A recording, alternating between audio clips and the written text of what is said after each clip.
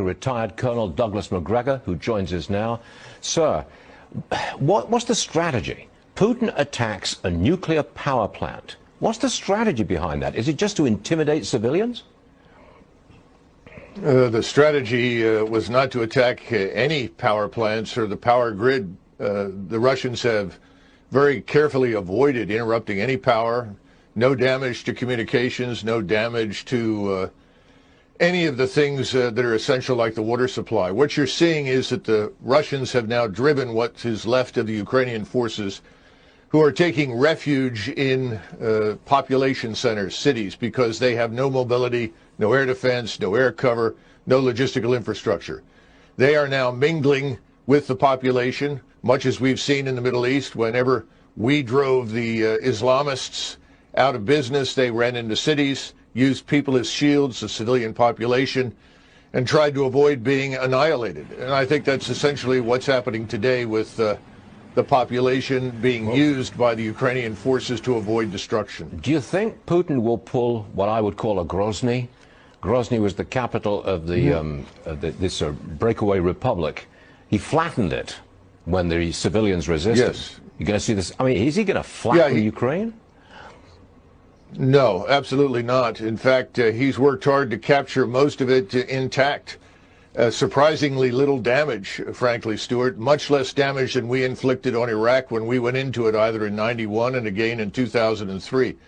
Now, I think they're just surrounding the Ukrainian forces, and they are annihilating them.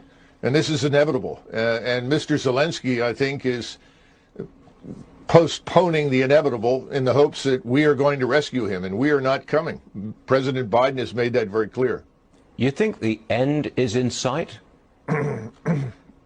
Well, the end the end of this phase is still a few days away. But the first 5 days, Russian forces, I think, frankly, were too gentle. They've now corrected that. So I would say another 10 days, this should be completely over. But the question is, what is it that Zelensky is going to do? The Russians have made it very clear what they want is a neutral Ukraine. This could have ended days ago if he accepted that. And then they can adjust the borders. But the eastern part of Ukraine is firmly in Russian hands. But again, the Russians are not seizing territory. They're destroying Ukrainian forces. That's their focus. Colonel, it sounds like you don't approve of Zelensky's stand. Oh, I think Zelensky is a puppet, and he is putting huge numbers of his own population at unnecessary risk. And quite frankly, most of what comes out of Ukraine is debunked as lies within 24 to 48 hours. The notions of taking and retaking airfields, all of this is nonsense. It hasn't happened. He's not a hero? I mean, he's standing up for himself and his own people? You don't think he's a hero? No, I do not. I don't see anything heroic about the man. And I think the most heroic thing that he can do right now is to come to terms with reality. Neutralize Ukraine. This is not a bad thing. A neutral Ukraine would be good for us as well as for Russia. It would create the buffer that, frankly, both sides want. But he's, I think, being told to hang on and try to drag this out, which is tragic for the people that have to live through this. I'm inclined to disagree with you, Colonel, but, you know, we'll see how this works out.